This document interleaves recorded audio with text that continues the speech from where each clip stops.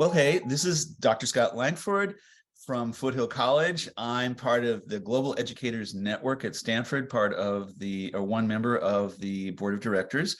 And we're here today with my old friend and colleague from his days as an adjunct instructor at Foothill College, Jeramy Wallace. The reason Jeramy's here today is to talk about his new book, The White Educator's Guide to Equity, Teaching for Justice in Community Colleges, which he co-authored with Jeremiah J. Sims, who unfortunately is not with us today. I think I'm going to see if Jeremiah can do a separate interview with me to follow up later, because this is such a deeply important topic. And one of the things I want to highlight, Jeremy mentions it in the intro to the book, and so does Jeremiah. It's been a long time issue with me. There are so many books about anti-racism, including Kendi's book, for example, right, that's gotten international and national attention for years, and that's great. But there are almost no books about how to do this at the community college level, and even fewer books written by actual community college instructors. So when I saw this book hit my social media, and I recognized Jeramy's name, of course, too, as a longtime colleague. Jeramy did participate in the Global Educators Network as a fellow. I was so excited, and I could not wait to interview you, Jeramy. So welcome to the Gen Educators Network, Jeramy Wallace. Hey, thanks for having me, Scott. It's really exciting to see you, and it's been a while, man. Yeah, so it's it's been a while. Well, and perfect segue, by the way, since we have known each other since your adjunct days. I am quite a bit older than you are, right?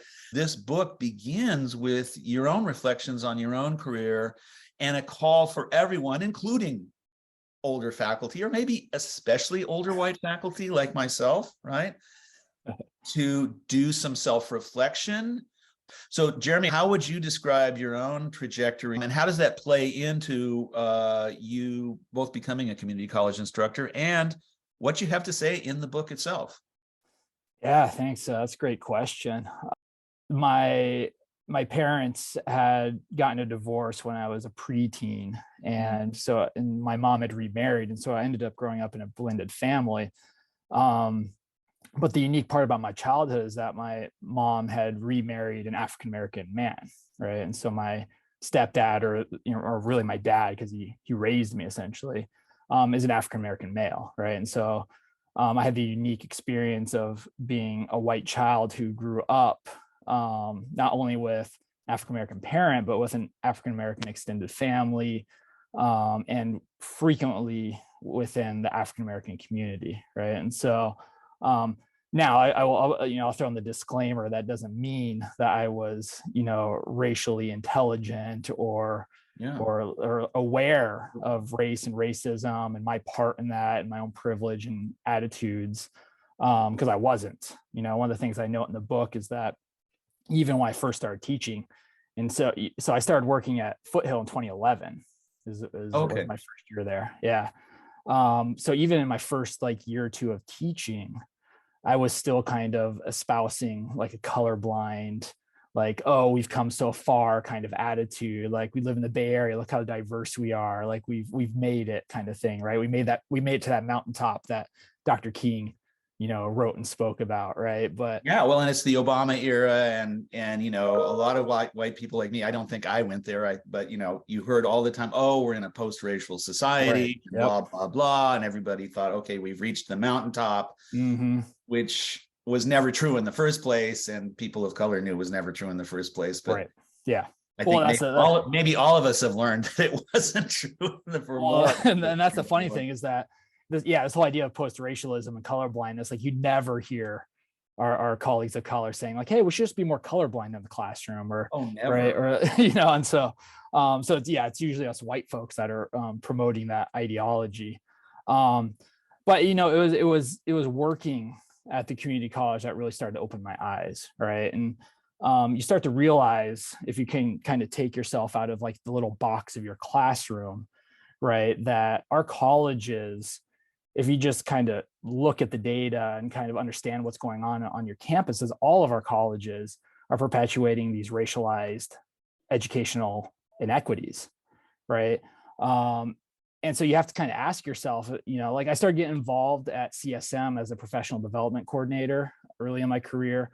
And so you start being invited to all these institutional conversations, right? I had, as part of my role, I was part of this kind of early equity committee. It wasn't called an equity committee yet. Equity wasn't really kind of in vogue yet. But we started looking at data for our students of color, and we realized, like, oh my God, there's like these persistent, ongoing, and deep inequities between our African American and Latinx students and our white and Asian students. And so you have to kind of ask yourself, as a critical educator, why do these gaps exist, right? And kind of going through that process, right, being like, oh, like from a colorblind approach, right, that kind of leads us down a really bad road, really racist road, right? Because if you're colorblind, you think everything's equal, right? Educational inequities then become the kind of fault of the student, right? It's their fault. It's their fault, yeah, right. If the Black students are not doing well, then obviously there's something wrong with Black students, right? And so colorblindness is actually kind of just a veil for very racist thinking, right? I don't think of myself as a racist, right? And so even, back then, even though I was espousing colorblindness, I didn't think of myself as racist. So you kind of, and we kind of did this as a group. It's like, let's think about what's happening here, right? And so inevitably you have to land on, there's institutionalized processes, policies, there's classroom practices that are creating these educational inequities. And so it was through that process of becoming more involved in my campus that I really started to see what was going on and started to be more educated about race. Right. And I'll mention, although I don't know that we'll go there because it's very statistics driven in a good way, but the book goes into great depth and I think incredibly accurate detail in terms of institutionalized systems of institutionalized racism within the California community college system, right? So, and that's incredibly important because I really have to say, I don't think all of my colleagues are aware of it. And I learned plenty reading the book myself in terms of how deep the inequities are embedded. Just as with things like redlining, just as with things like housing loans or how property taxes support different community colleges differently. All of that plays into the situation that we're in. So there is a shift in the book from talking about personal ownership of these issues, which is essential. I don't mean to downplay that. I mean, it's an essential. That's where you start. Really, that's where you end, right? But at the same time, we are embedded in a deeply racialized system that goes all the way back to the founding of the community colleges, right? Yeah. And founding of higher ed, I think, in America, really. Yeah, well, when I was actually shocked. I still need to follow up more in the footnotes because your co-author Jeremiah mentioned something that I didn't know, which was that maybe 4 of the primary founders of the community college system were well-known eugenicists, including the founding president of Stanford. Well, okay, so if one of them is, so David Starr Jordan I knew about, and of course eugenics was a very American idea, right? So very American, as the Nazis would have agreed, right? So, but that part of the story never gets told. So even as somebody who has a little bit of a mojo for community college history, I was like, wow, that many. And then I thought, well, of course, how could I not? Why would I even be shocked? Right. Why would I even be shocked? If the president of Stanford University is the leading eugenicist in the United States, and he's one of the founders, if Teddy Roosevelt is a eugenicist, which he was, right, then why would I be shocked that the community college system was founded by people with eugenicist views? Right. And that gets built into the foundation, right? We can say, oh, that's 100 years ago, blah, blah, blah. But like the foundations were laid. Yeah, I mean, the community college was supposed to be kind of a sorting machine for the universities. There you go, exactly. And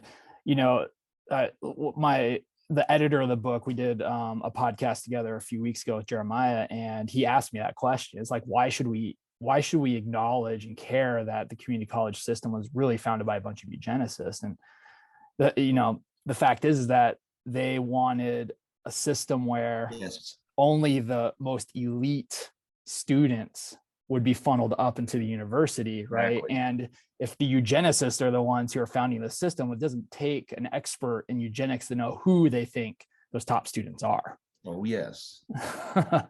Oh, yes. And our system hasn't changed much in the last 100 years. You know, it's only been a century, a little over a century since the first community college was founded in Illinois, I believe, right?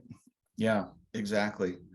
And not to diminish, by the way, the incredible, the incredible work and legacy of community colleges. I mean, as you point out, again, one of the reasons this work is so essential for white faculty like you and me, and the majority of community college faculty nationwide, is that, as we know, we serve the vast majority of students of color in the United States overwhelmingly.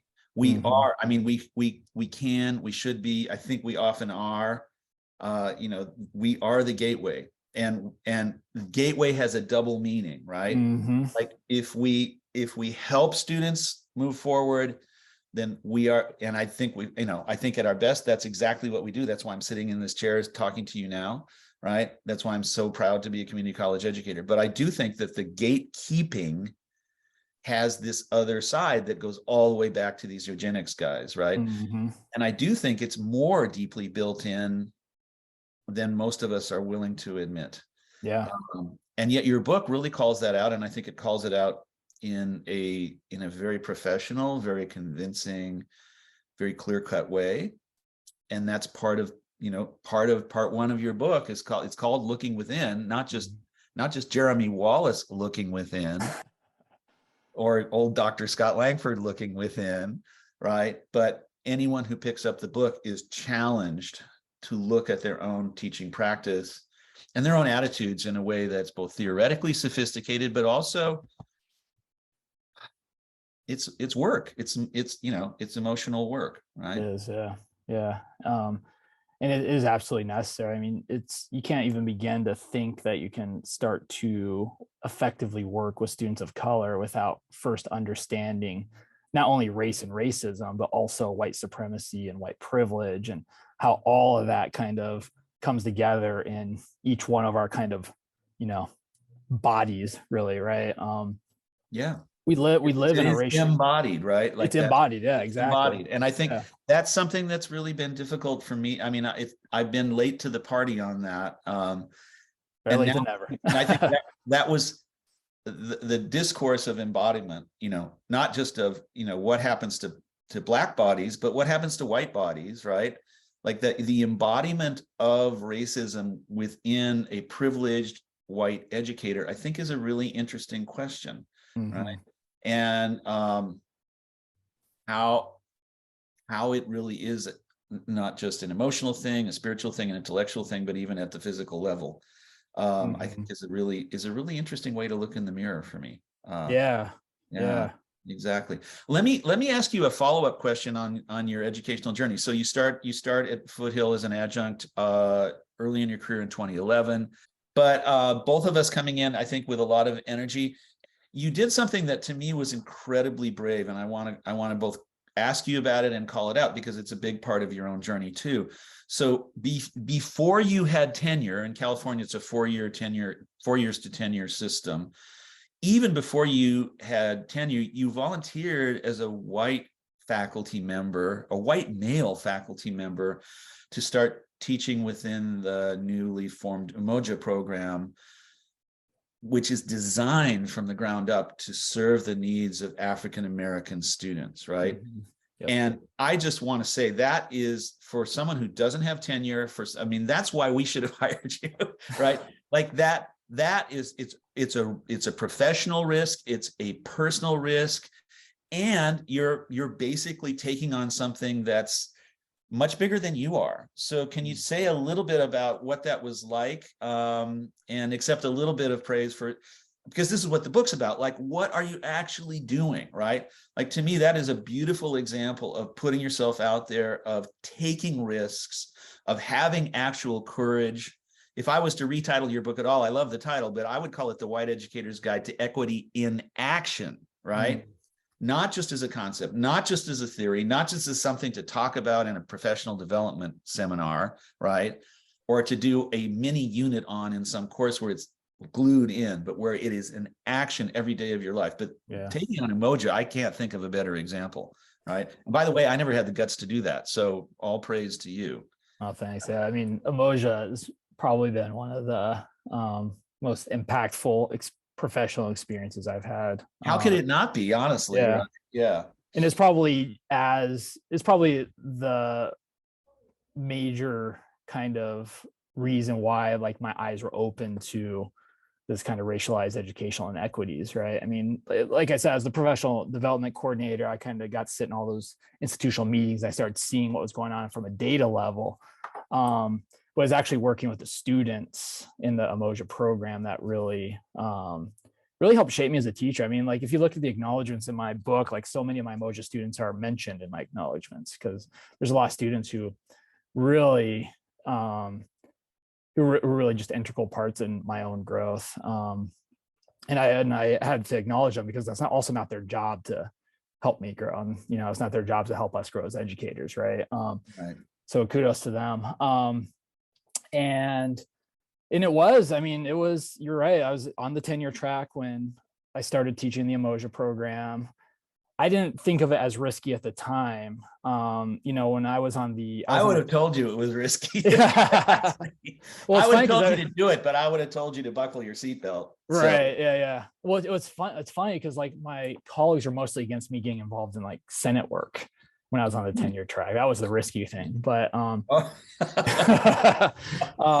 but when I was in the Umoja planning meetings with my colleagues, like, I was around a bunch of like supportive, like co-conspirators, right? And so like, yeah, do this, Jeremy, like, right? But it ended up being potentially harmful, as you read in the book. Like one of my tenure committee members, and specifically, but the whole committee as a whole, didn't appreciate some of the pedagogies I was using in the classroom with the African-American students. And even in my non-Umoja classes, they were telling me that my courses were too diverse. I didn't have enough of the canonical authors in like my literature classes. And by, And I was shocked because, this is like, what is this, 2015, 2016? I'm not even sure. Yeah, 14, 15, somewhere around there. 14, 15. That sounds like 1985 to me. Yeah. And we're seeing it even today nationally, of like kind of the erasure of Black history nationally.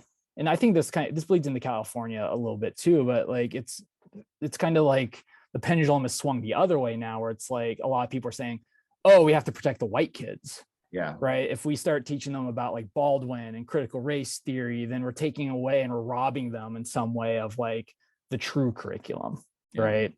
We take Emily. And so in the case of my tenure review is like, if you're not teaching Emily Dickinson, but you're teaching James Baldwin, right, you're robbing the white students. Yeah. Right. And I'm sure if you taught Emily Dickinson as a non-gender binary as probable lesbian, you should be taught that your tenure coordinator wouldn't have been a whole lot more happy. In fact, here's another follow-up question I wanted to ask you, because I think it gets to colorblindness in its own way. We all talk about HBCUs all the time, historically Black colleges and universities. I've never heard anybody call out a place like Foothill College or CSM or Stanford as a historically white institution, right? Because again, we don't see whiteness. We don't see that as unusual. Right. But I think calling a place like Foothill or CSM or Stanford a historically white institution then foregrounds exactly the things that we need to be talking about, right? And they're still working in that way also, right? Yes. Even though we're not technically PWIs, the predominantly white institutions, this idea of historically white institution really speaks a lot to which students we're serving most effectively. And generally speaking, is the white students, right? Yeah, well, if you look at the budgets, let's be blunt. That's where, yes, absolutely. At the budget level, at the facilities level, yeah, absolutely. And people don't like to hear that. But again, if that lens is the lens that you bring to this work, and it's one reason that I found the book so illuminating. Again, I don't think we should necessarily dig into the dollars data, the demographic data, the historical data that you bring to the table. And also that your editor in his introduction and afterward brings to the table. Fantastic intro, wonderful afterward, the framing, Mhm. Your editor is Jeremiah is amazing. I would like to think I've been part of this work my whole life, but at the same time, it's a practice that you're never done. You're never Mhm. finished.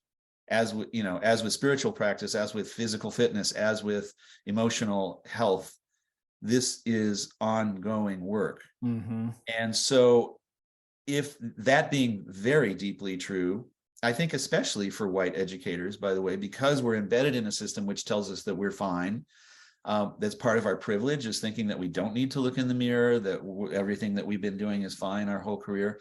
What is the message in the second part of part one? I guess it's the way I would say it. Looking beyond Jeramy Wallace's story to the ways that white faculty members like myself look at ourselves and what we need to interrogate, what we need to question, what we need to think more deeply about. Yeah, I mean, I think the one thing to understand is that we live in a deeply racialized society, and so we're constantly being bombarded with messages that are anti-Black, anti-Latinx, right, anti-Asian, anti-Indigenous, anti-LGBTQ, anti-immigrant. I mean, anti every minoritized group you could possibly think of, right? And we're just being bombarded with these messages every single day. And so we have to develop a system or a reflective practice in order to kind of combat those messages, right? And so part of that is like basically just understanding how the system works, and like noticing how these messages are impacting us, understanding how they manifest in our thoughts and actions. I tell a story in the book about teaching a Brit Lit class, and we're talking about the evolution of the English language, right? And that's something near and dear to my heart. My master's degree is in Victorian literature, right? And so like I'm just very much into British literature. I'm kind of a was an Anglophile, right? And that came out in that lesson because a student had asked me about like language development on a global level, right? And for me, it's like I was so like kind of focused on this like Latin Germanic based English language that like I had totally dismissed the fact that all these other languages existed. And I actually said that out loud. It's like, no, all languages kind of root from Latin and Germanic languages. And it's like, no, that's not true. I just erased 2/3 of the world, essentially. Well, Right. you erase. I'll add, and I know you know this. You also erase Sanskrit. Yeah. Sanskrit. Yeah, Right, exactly. which is the root of virtually all European languages. Very few, like Right. Yeah, very, exactly. very few did not come from Sanskrit. And that was a total crisis in European intellectual circles in the early 1800s, because they had to deal with the fact that all of these languages actually came from South Asia. Right. What I loved about your story was your own willingness to share a pretty big teaching mistake. You emphasized that you dealt with it right there in the classroom, which I think is incredibly important. Let's go ahead and move on to part two of your book. We're only, of course, as with any interview like this, we're kind of glancing across the surface. I can't recommend the book enough to those of you, and those of you who want to pick it up. And I do want to emphasize that, I'm not giving Jeremy enough time to really delve deeply into part one of the book, which is essential. That's why it's part one, right? Yeah. So it starts very much about talking about us, but part two is titled "Looking Beyond the Self." So not just at my individual practice as a white teacher. So can you say a little bit about the action steps that you come to at the end in terms of challenging people to really do something about this and not just talk about it? And maybe the way to start, I'm thinking, is to talk about the critique of being a quote unquote white ally, right? Yeah. Yeah. So maybe that's a good way to start, because I think that would be a term that would be familiar to many individuals who might be tuning in on the podcast, that we like to think of ourselves as white allies. Yeah. Yeah. So tell me about that. Yeah. One of the problems with like this idea of white allyship is that it is exactly what you said. It's usually just reading a book, right? Or being sympathetic in a meeting to a colleague of color without any kind of actions, follow up. Like if you read Robin DiAngelo's book White Fragility, which was like one of the really popular books in 2020, right? but you don't like implement any of her practices, like you're just performing allyship, right? And so performative allyship is essentially what it's called. And issues of race come up and racism come up, like you act shocked and like, oh, I'm so sorry you experienced that.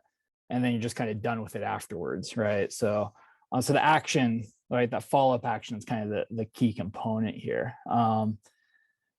And so that's one of the reasons why I kind of reject that idea of being an ally, right? Just do, like, don't. And I think even going a little bit further is like, even just this idea of just saying you're an ally is problematic in so many ways, because it's usually the only action that folks take when it comes to allyship, right? And so it's kind of that, what's that old adage where it's like, don't say it, do it, or whatever it is, or, you can talk the talk, but can you walk the walk? And it's just walk the walk, stop talking the talk and just walk the walk, right? And so one of the things that we set out with this book was really to give educators some like tangible things that they can start to do in their classrooms, right?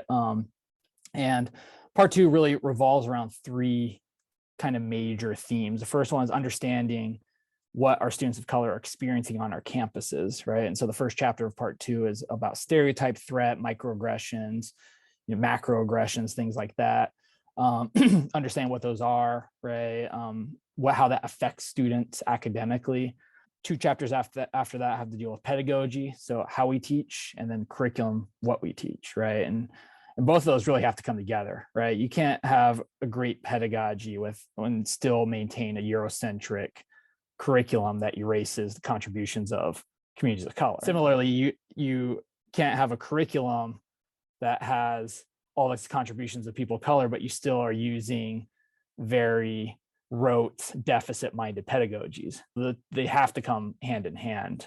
I'm glad you called out the book on white fragility, because it is something that, I can certainly identify in myself.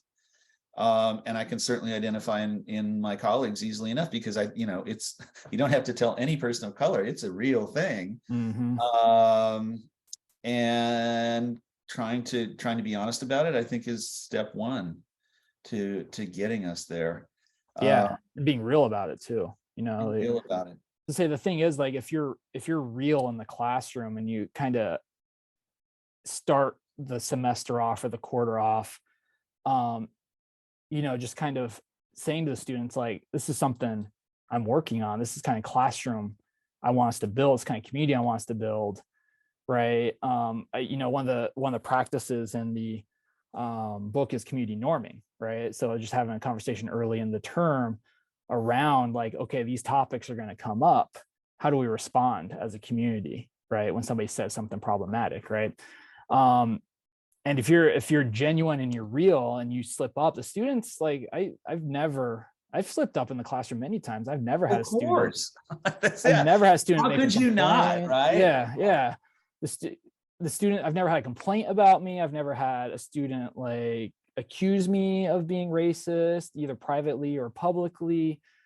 And I think it's because, like, I'm kind of honest with them about, like, the journey that I'm on, the kind of classroom I want to have. And so if I do slip up, the students, like, our students are great. Like, this, like, you've been teaching for 30 years, right? And it's just like, our students are amazing people, and they're going to support you if they think and know that you're acting genuine. But another point that I wanted to make about internationalizing the curriculum and kind of applying this book to it is that, I think one of America's, like, most effective exports has been white supremacy, right? And kind of Americanized racism, right? Anti-Blackness, racialized capitalism. I think just, like, we're connected to the rest of the globe through that. And I think one of the really cool things about programs like Umoja or Puente, or at CSM, we have a program called MANA, which is like Umoja and Puente, but for Polynesian students. I think one of the really cool things about those programs is that they don't focus solely on the African American experience or the Latinx American experience or, like, the Samoan American or Tongan American experience. It is a global education. Like, Umoja is very intentionally African, right? Like, they use a lot of African symbols and epistemologies, right? The the Good ethnic point. studies classes often go as far back as the earliest civilizations of Africa, right? And so If we talk about decolonizing community colleges, like say CSM or Foothill, does that have any resonance with you?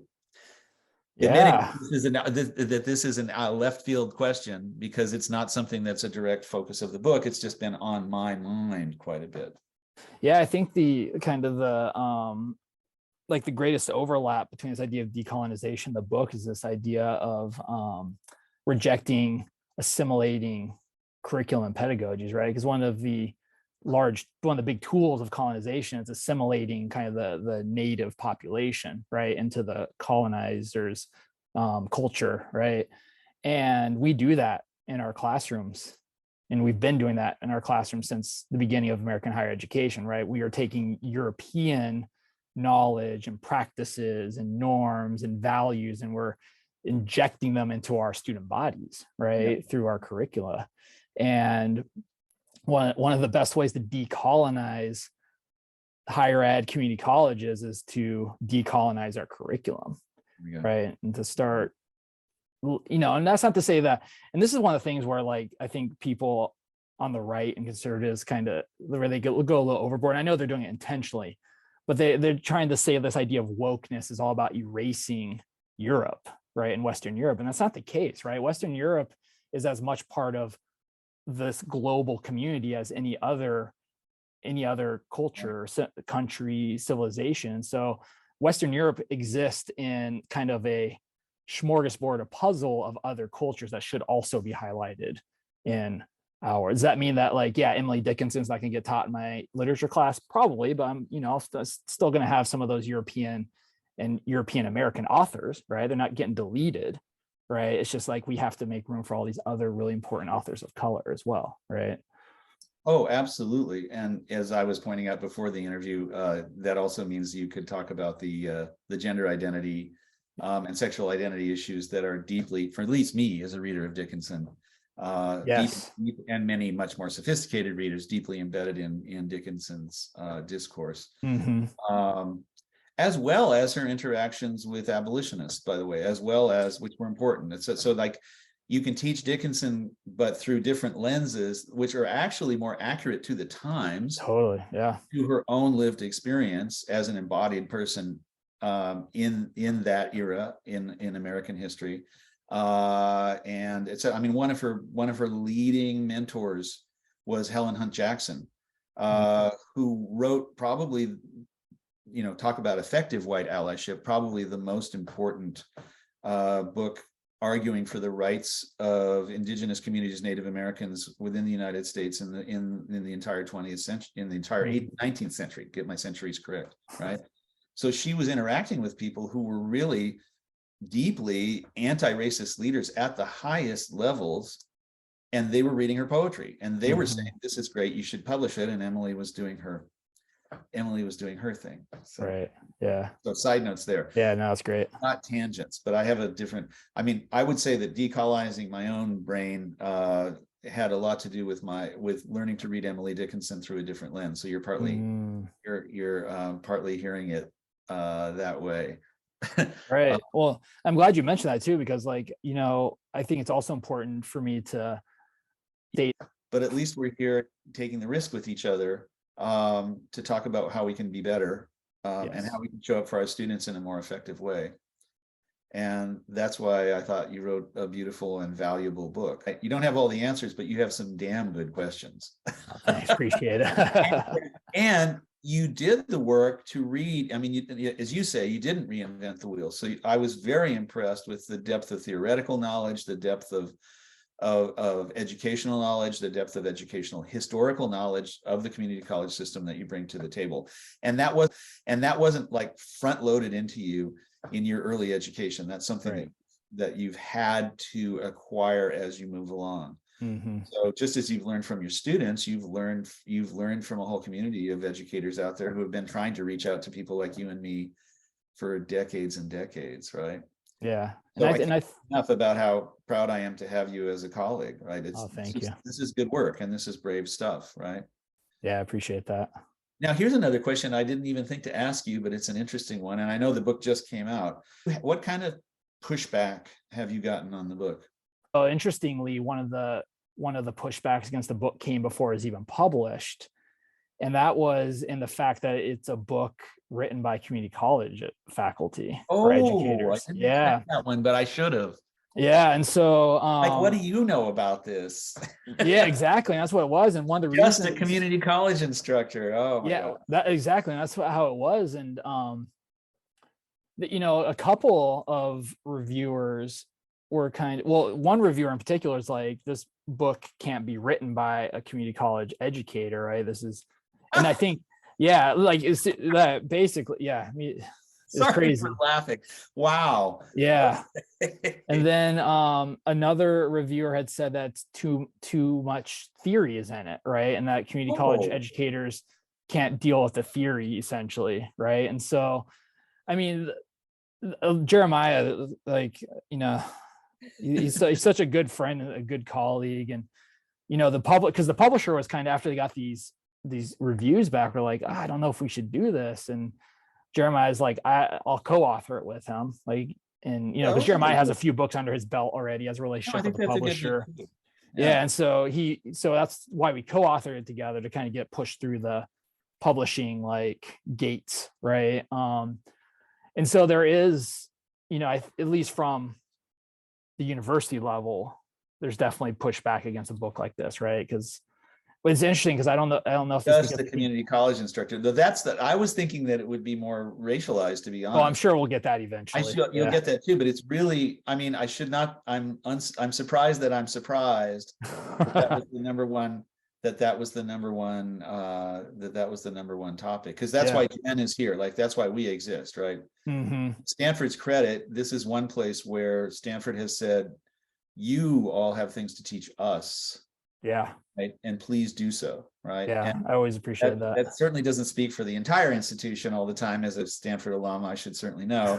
But at the same time, the EPIC program, the Gen network, I think are exemplary in honoring the expertise and the wisdom and the experience, and the knowledge and the commitment of community college educators nationwide. And I'm glad that you did what you did. And I was excited to hear from another community college instructor, instead of some expert who thinks they know what we do. Yeah. But someone who's actually done it, right? And taken some of these risks. So congratulations for the courage to publish the book in that environment. Yeah. I will look forward to interviewing Jeremiah Sims, your editor, co-author. Yeah. And continue to sort of push out there the value, the deep value, including to me personally, of reading the book.